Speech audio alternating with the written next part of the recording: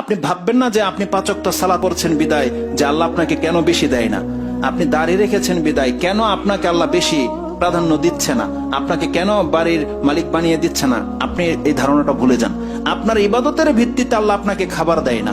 যদি হতো তাহলে ওই যে মসজিদের ইমাম প্রথম কাতারে যারা থাকে তারা বেশি পয়সাওয়ালা হতো, আর আমরা জেনে আমরাও সেই কাজটাই করতাম বেশি পয়সাওয়ালা হওয়ার জন্য, তখন আর ইখলাস থাকতো না। আল্লাহ সুবহানাহু ওয়া তাআলা দুনিয়াতে আমাদেরকে যাকে যতটা দিচ্ছে এটা একটা তাকদীর।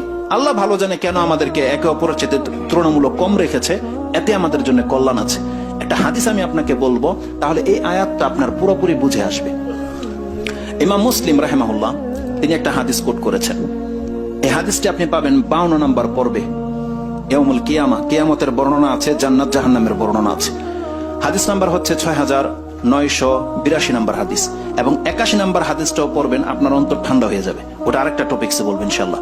তো 82 নম্বর হাদিস যেটা 6982, এটা আপনার অ্যাপসে পাবেন, বলে দিলাম 52 নম্বর পর্বে। আনাস রাদিয়াল্লাহু তাআলা আনহু থেকে বর্ণনা করেছেন, তিনি বলছেন ক্বালা রাসূলুল্লাহ সাল্লাল্লাহু আলাইহি ওয়াসাল্লাম ইন্নাল্লাহা লা ইয়াযলিমু মুমিনান, আল্লাহ সুবহানাহু ওয়া তাআলা কোন মুমিন বান্দার উপরে সামান্যতম জুলুম করে না বা করবে না।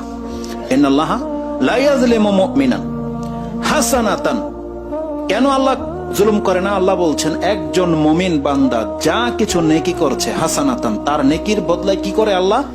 ইউতা বিহা ফিদ দুনিয়া ওয়া ইউজা বিহা ফিল আখিরাহ। এই ভাষাগুলো আপনি ফলো করেন, আল্লাহ কি বলেছেন। রাসূল সাল্লাল্লাহু আলাইহি ওয়াসাল্লাম বলছেন ইউতা বিহা ফিদ দুনিয়া ওয়া ইউজা বিহা ফিল আখিরাহ। মুমিনরা যে ভালো কাজগুলো করে, ভালো যদি আচরণ করে, মানে সৎ কাজগুলো যদি করে, যত বেশি করবে এর প্রেক্ষিতে আল্লাহ তাকে দুনিয়াতেও দেবে, ইউতা বিহা দুনিয়া, বিহা এর মাধ্যমে দেবে, দুনিয়া দেবে, ওয়া ইউজা বিহা ফিল আখিরাহ, আর তাকে এই কর্মের জাযা দেবে পরকালে।